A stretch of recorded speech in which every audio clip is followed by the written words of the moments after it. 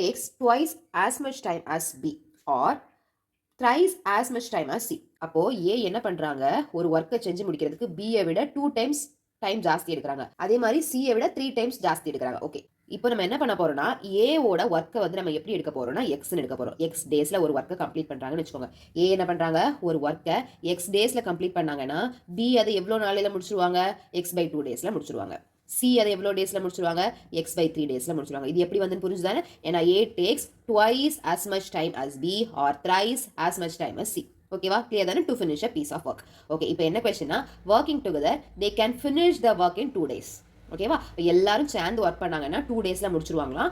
அப்போ B can do the work alone. அப்போ B மட்டும் அந்த ஒர்க்கை பண்ணாங்கன்னா எவ்வளோ நாளையில முடிப்பாங்கன்னு கேட்குறாங்க. சரி, அப்போ A வந்து ஒரு ஒர்க்கை X டேஸ்ல முடிப்பாங்கன்னா A ஓட 1 டே ஒர்க் எவ்வளவு, 1/x. B யோட 1 டே ஒர்க் என்னது, 2/x. C யோட 1 டே ஒர்க் எவ்வளவு, 3/x. இப்போ எல்லாரும் சேர்ந்து ஒர்க் பண்றாங்க.